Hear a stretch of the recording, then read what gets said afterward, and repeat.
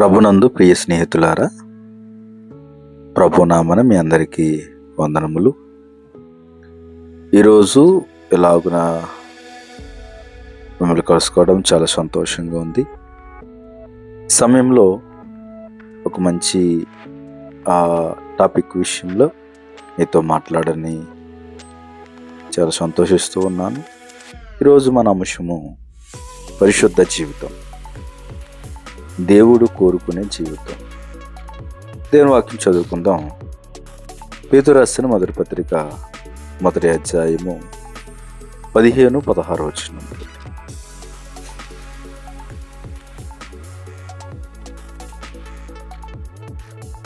ప్రియ దేవుని పిల్లారా, ప్రభువు నీకిస్తున్నాము మీ అందరికీ వందనాలు. ఈరోజు మనం చాలా ముఖ్యమైన అంశాన్ని ధ్యానించబోతున్నాం. అది పరిశుద్ధ జీవితం. ఈ రోజుల్లో చాలామంది దేవుని ప్రేమిస్తున్నామని చెప్తారు, ప్రార్థిస్తారు, సంఘానికి వెళ్తారు, బైబిల్ చదువుతారు. కానీ దేవుడు మన దగ్గర నుండి కోరుకునేది కేవలం ఆచారాలు మాత్రమే కాదు. ఆయన కోరుకునేది పరిశుద్ధమైన హృదయము మరియు పరిశుద్ధమైన జీవితం. అందుకనే మనం ఈ పరిశుద్ధ జీవితం కోసం కొన్ని విషయాలను నేర్చుకుందాం. మొట్టమొదటిగా పరిశుద్ధత అంటే ఏమిటి? పరిశుద్ధత అంటే పాపానికి దూరంగా ఉండి దేవునికి ప్రత్యేకింపబడిన జీవితము, దేవుని కొరకు ప్రత్యేకమైన జీవితాన్ని జీవించడం. అలాగే మన ఆలోచనలు, మాటలు, పనులు, నడవడిక అన్నీ దేవునికి ఇష్టమైనవిగా ఉండాలి. దేవుడు పరిశుద్ధుడు కదా.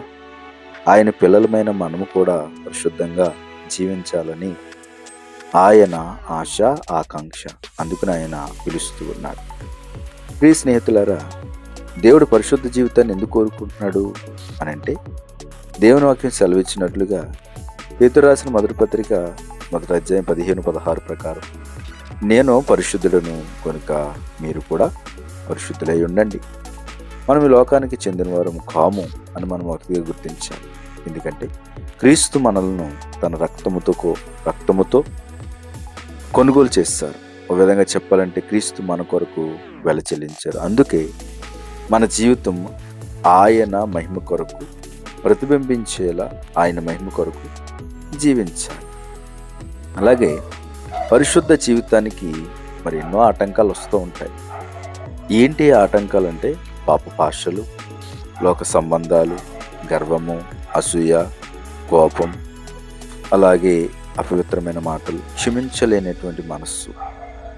కనుక ఇవన్నీ మనల్ని దేవునికి దూరం చేస్తాయి. కనుక వీటి నుంచి మనం ఏం చేయాలంటే వీటన్నిటి నుంచి దూరముగా ఉండాలి. అయితే ప్రియ దేవుని పిల్లారా, మరి పరిశుద్ధ జీవితం ఎలా జీవించాలి అని అంటే, మనం ప్రతిరోజు బైబిల్ చదువుకోవాలి, నిరంతర ప్రార్థనలో ఉండాలి, పరిశుద్ధాత్మకు మనం లోబడాలి, క్రీస్తుకు లోబడాలి, పాపం వచ్చినప్పుడు వెంటనే పశ్చాత్తాపడాలి, పాపమునకు దూరంగా పారిపోవాలి, మంచి సహవాసమును అలాగే క్రీస్తు యేసు వారితో మంచి సహవాసాన్ని కలిగి ఉండాలి. అందుకనే పరిశుద్ధ జీవితం ఒక్క రోజులో ఏర్పడేది కాదు. ప్రతిరోజు దేవునికి లోబడే జీవితం ద్వారా అది పెరుగుతుంది. అందుకనే పరిశుద్ధ జీవితం వల్ల కలిగే ఆశీర్వాదాలు కూడా చాలా ఉన్నాయి. దేవునితో సన్నిహిత సంబంధము, మన ప్రార్థనకు ప్రభు చక్కని జవాబులు, మనకు మనశ్శాంతి, నెమ్మది, ఆత్మీయ బలము, ఇతరులతో మంచి సాక్ష్యము, ఇతరుల మధ్య మంచి సాక్ష్యము, అలాగే నిత్య జీవము, అలాగే నిరీక్షణ మనకు కలుగుతుంది.